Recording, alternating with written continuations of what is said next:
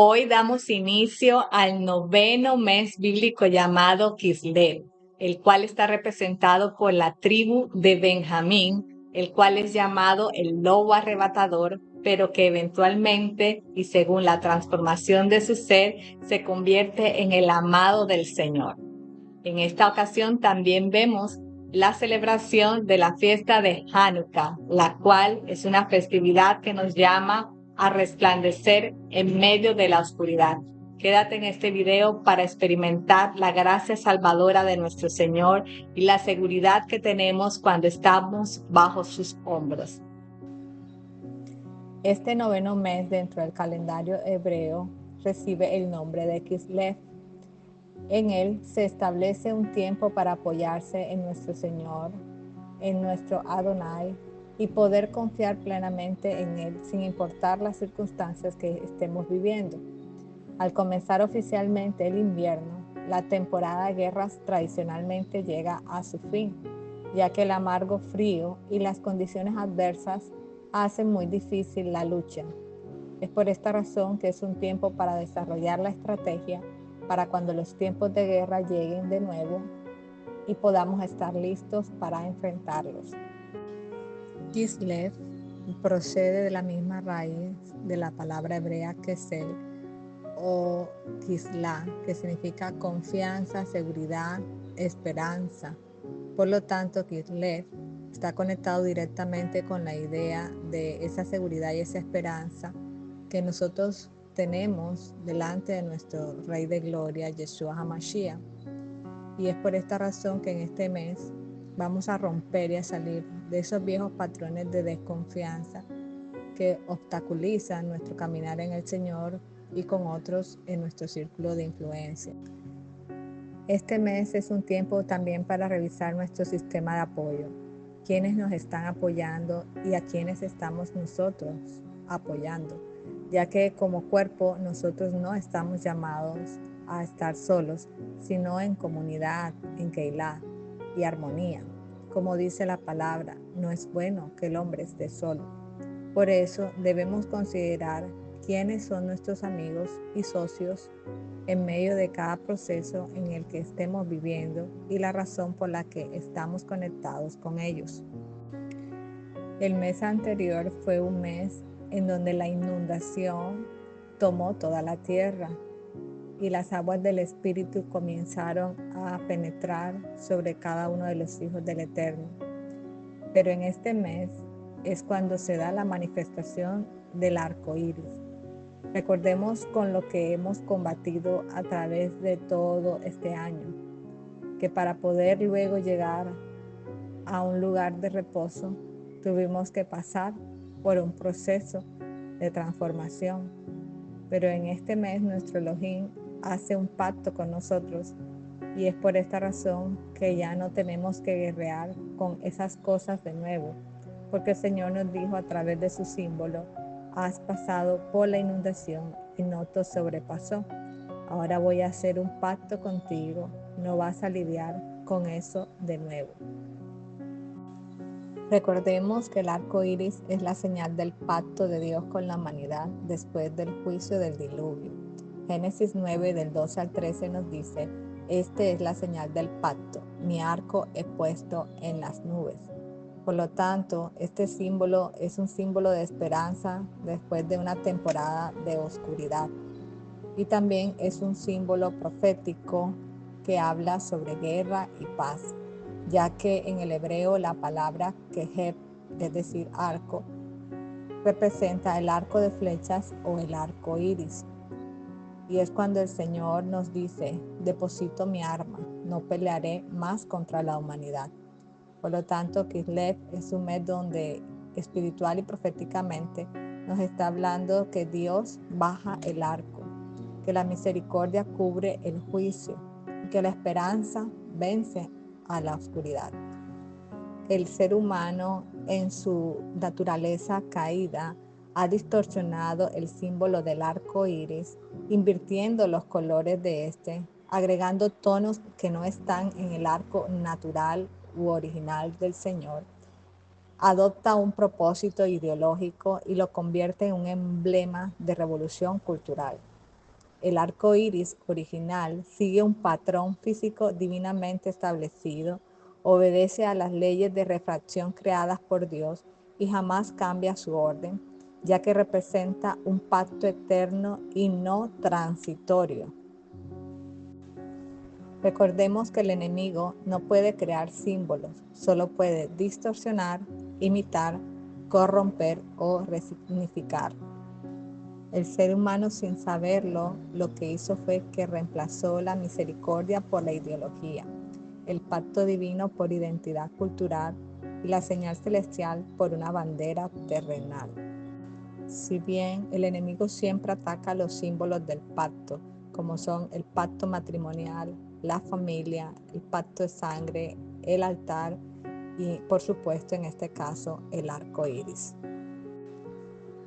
Por lo tanto, en este mes hay una nueva demanda en la medida de nuestra fe, ya que es un tiempo en donde tendremos que luchar por la paz y desarrollar un sentido de tranquilidad y totalidad en nuevas formas. Es un tiempo oportuno para avanzar a un nuevo nivel de revelación y entender la nueva medida de fe para esta temporada. Debido a la quietud de este mes, es muy favorable para meditar y relacionarnos con nuestro ser interior de forma correcta y de esta manera entrar en plenitud de gozo. Cuando el río comienza a fluir, podemos entrar entonces en la siguiente medida. Ese es el principio de Ezequiel 47, que el agua comienza en los tobillos, pasa a las rodillas y luego la cintura, y por último sobre nuestras cabezas, simbolizando la revelación profunda de nuestro Señor en nuestras vidas. Este es un mes muy especial, ya que en él se da el comienzo de la fiesta de Hanukkah, que es la única que se celebra en el calendario judío que conecta con 2 meses, comenzando en el mes de Kislev y concluyendo en el mes de Tevet. Hanukkah, o fiesta de las luces, que significa dedicar, conmemora la independencia del pueblo judío con respecto a los griegos seleucidas y la purificación del segundo templo de Jerusalén, los cuales fueron hechos ocurridos en los tiempos de los macabeos. Esta fiesta surge en un periodo de crisis nacional e identidad espiritual para Israel alrededor del siglo II a.C., durante el dominio del imperio seleucida, específicamente bajo Antíoco Epífanes, un rey que impuso una agenda de helenización forzada sobre Judea. Dentro del contexto histórico, los seleucidas no buscaban solo controlar la región, sino desarraigar la identidad hebrea, prohibiendo la circuncisión, el Shabbat, el calendario bíblico, la lectura y copia de la Torá, la santidad del templo. Instalaron en este un altar a Zeus y sacrificaron animales impuros allí. Esto no fue solo una profanación ritual, fue un intento de romper la relación del pueblo con su Dios, sustituyendo la adoración de Jehová por el culto idolátrico griego. Dentro de esto aparece la resistencia macabea, los cuales lucharon por la fidelidad al Dios de Israel, oponiéndose a la asimilación y defendiendo lo sagrado. La victoria espiritual que se dio fue contra un imperio mucho más fuerte, interpretado como una intervención divina. Luego de haber obtenido la victoria sobre esta situación y tras recuperar a Jerusalén, purificaron el templo, todo el pueblo judío, y restauraron su servicio. Por eso Hanukkah significa dedicación del templo. El milagro del aceite también se da, en donde una vasija de aceite puro para un día ardió 8 días, simbolizando la luz divina que sostiene lo sagrado, siendo el mensaje central de Hanukkah el celebrar la luz que resiste la oscuridad, la fidelidad del pacto y la identidad que no se apaga. Y de acuerdo a la dimensión profética y espiritual, la fiesta apunta a la restauración de la santidad, continuidad del propósito y la resistencia al espíritu de asimilación.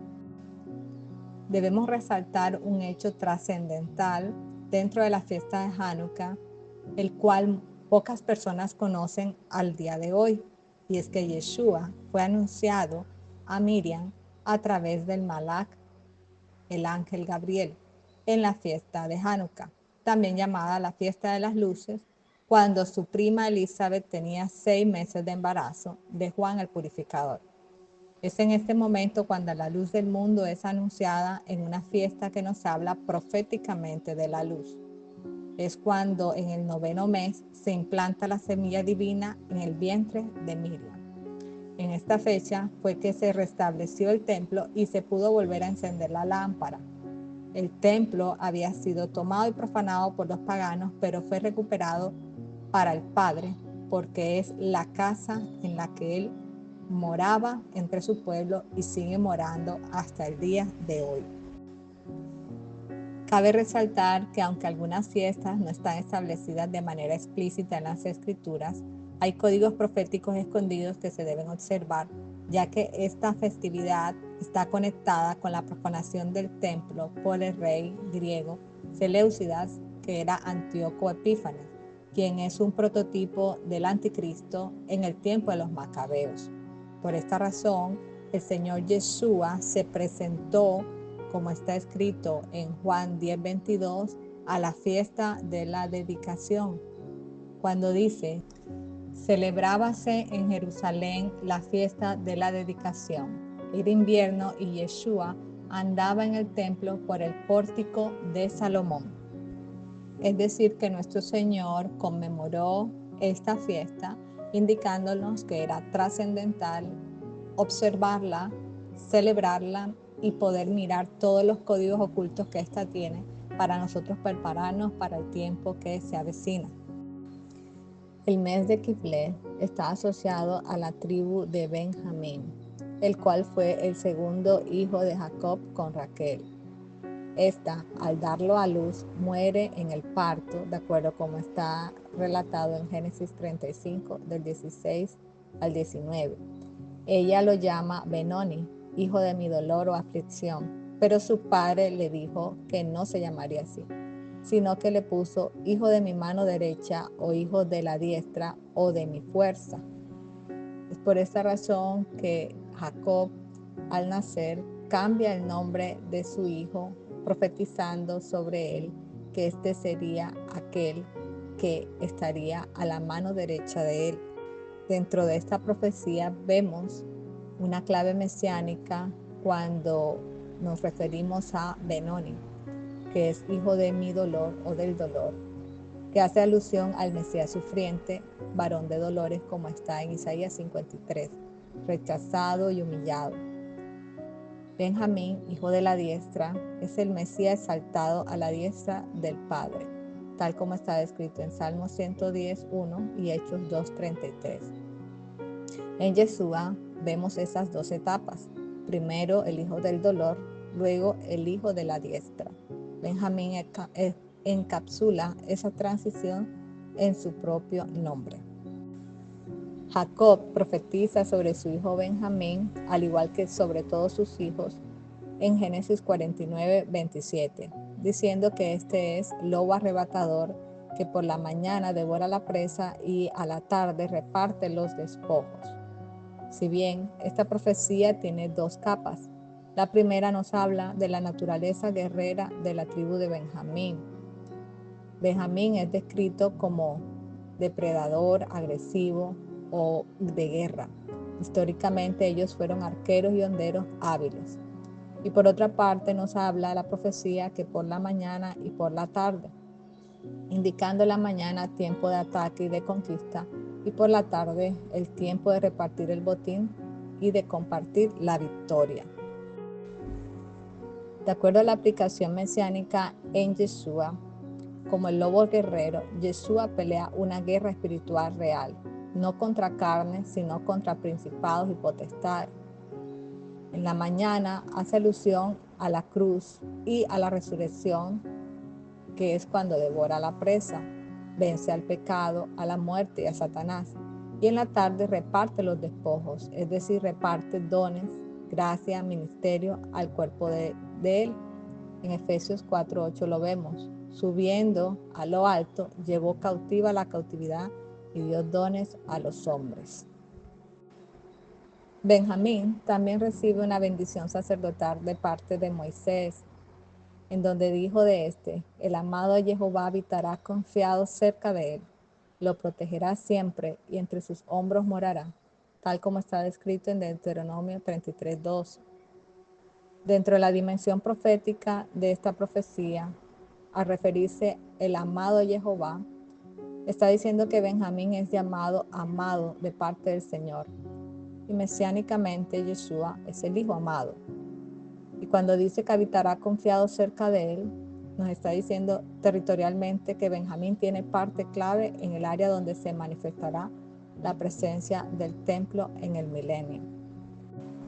Y con respecto a entre sus hombros morará, tenemos que tener presente que los hombros en la Biblia son imagen de carga de gobierno. Como dice Isaías 9:6, el principado sobre su hombro. El templo, según la tradición, se asienta como si estuviera entre los hombros de Benjamín en su territorio. En Yeshua, el verdadero templo está en él mismo. El texto nos está diciendo que él lleva sobre sus hombros el gobierno del reino, y en él habitamos confiados cerca de nuestro Padre Celestial.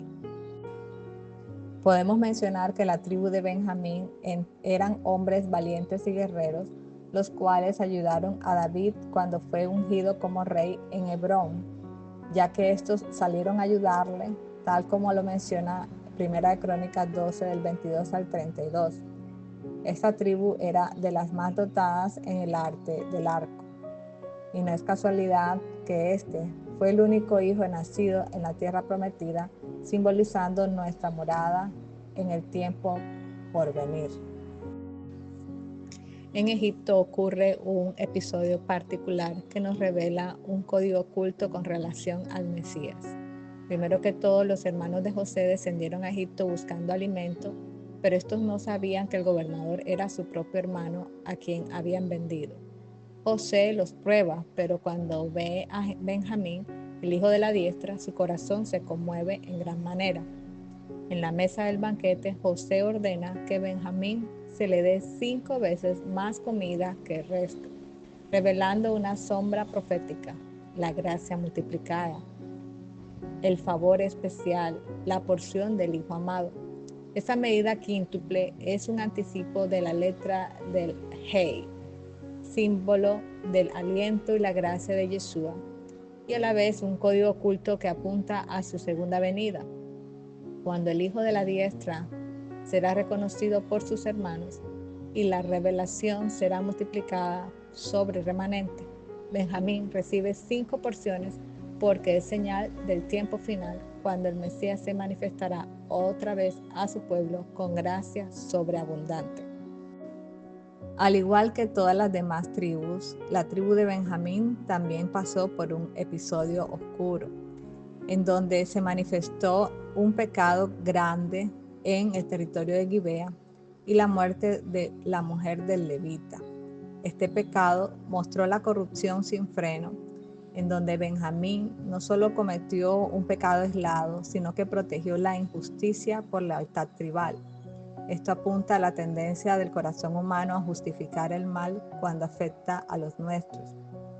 Esta tribu, en medio de este episodio, casi desaparece, pero el Señor siempre preserva un remanente. El juicio fue real, pero el Señor no permitió que Benjamín se extinguiera.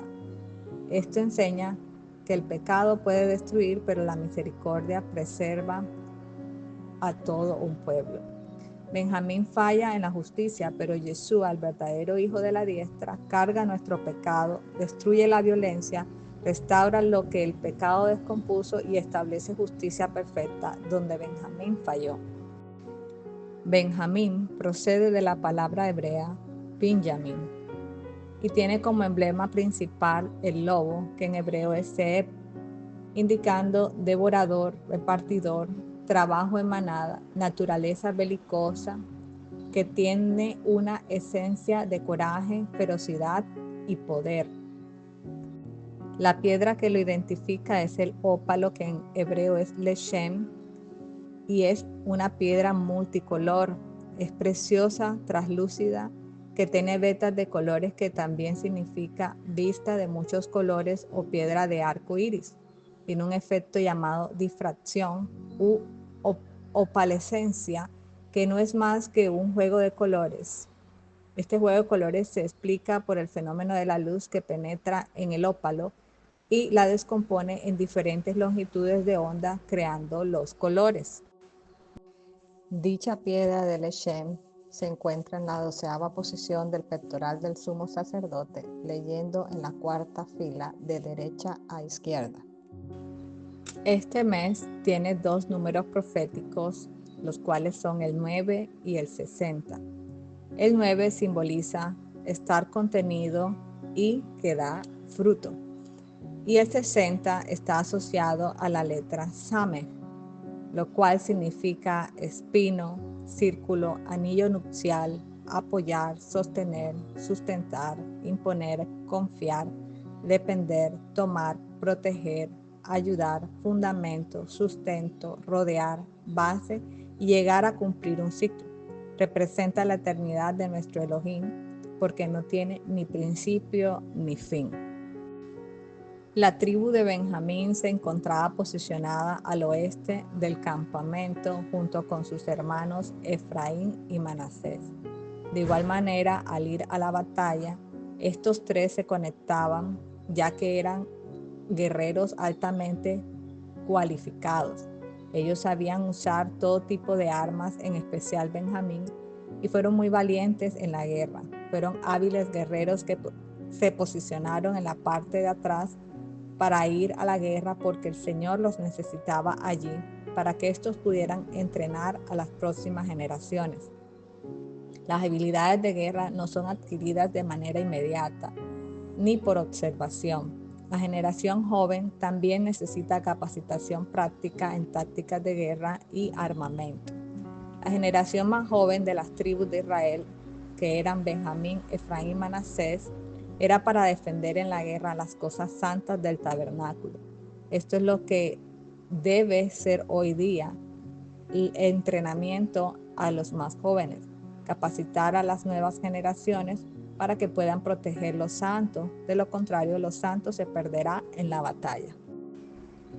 Todas las tribus recibieron también una herencia territorial y la de Benjamín fue asignada por Josué en el territorio entre la tribu de Efraín al norte y el de Judá al sur, con el río Jordán como frontera oriental, e incluía muchas ciudades históricamente importantes, como eran Betel, Gabá, y se extendía por las colinas del norte de Jerusalén. En su tiempo, Jerusalén les pertenecía originalmente. Según Josué 18:28, Jebús, que es Jerusalén, estaba dentro de su territorio. Más tarde, David la conquista para la tribu de Judá. De igual manera, estos reciben una herencia territorial en el milenio, tal como se describe en Ezequiel 48, y se ubica prácticamente cerca del centro, en donde está la porción del príncipe de Jerusalén, que es el mismo Yeshua. Benjamín también se encuentra posicionado en la Nueva Jerusalén, en una de las puertas que da hacia el este, junto con Dan y José, su hermano. Esta tribu tuvo personajes importantes que resaltaron dentro de la historia de Israel, como fue el rey Saúl, que fue el primer rey de Israel. Luego tenemos a Jonatán, hijo de Saúl, que representó o fue símbolo de fidelidad.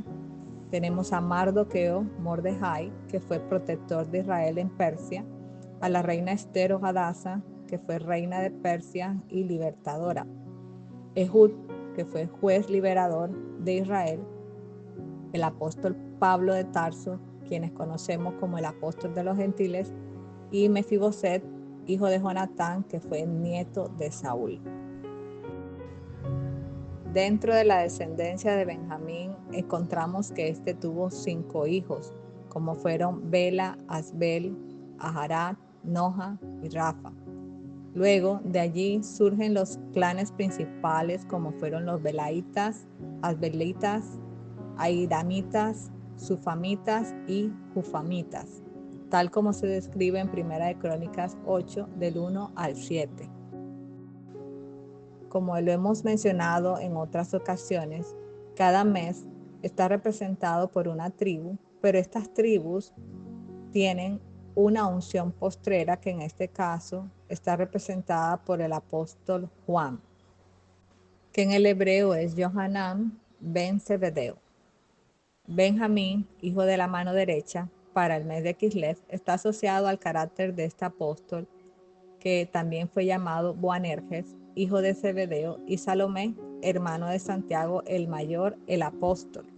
Este fue conocido como el discípulo amado del Señor. Juan fue un pescador que vivió en Betsaida, Capernaum y Jerusalén, y fue miembro del círculo interno del Señor Yeshua.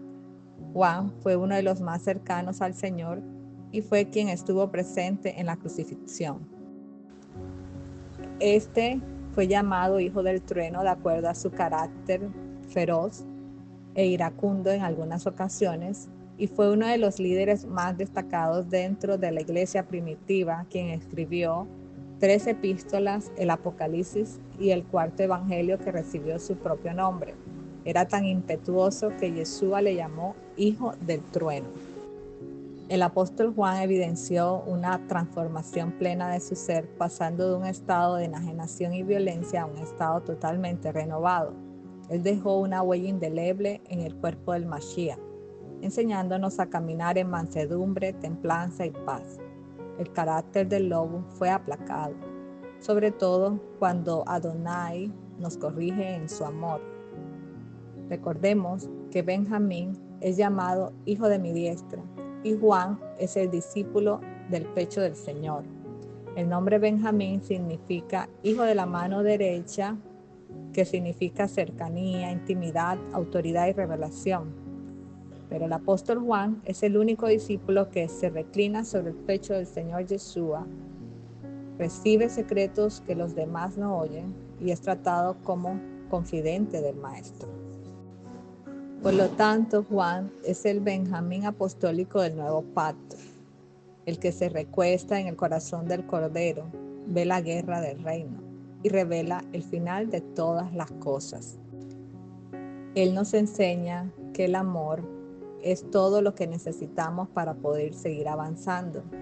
Y en este mes, precisamente, se nos enseña lo que es el amor de nuestro Señor Yeshua a través de la vida de Benjamín y la unción postrera de Juan, para dejarnos moldear del Señor, y así podemos dar un buen testimonio de que somos verdaderos hijos de Adonai.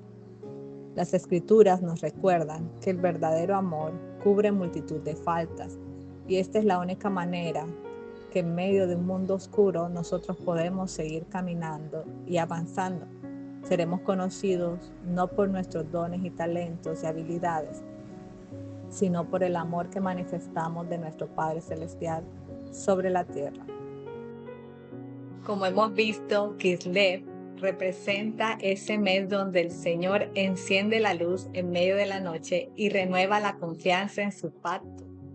Y cómo a través de la tribu de Benjamín, el hijo de la diestra, se renueva ese pacto de confianza con el Señor en los tiempos más difíciles, ya que la unción de esta tribu manifiesta o revela la unción del aceite cuando éste se está acabando. Si bien en este mismo diseño vemos la unción apostólica del apóstol Juan, el cual nos manifiesta esa unción y esa cercanía de intimidad con el Padre Celestial. Y así como Juan vio la gloria en Patmos, en el mes de Kislev se renueva la visión, la luz y la esperanza para quienes caminan como hijos de la diestra. Este es el tiempo de ver en la noche y brillar con la luz del Rey. Anímate, no te detengas.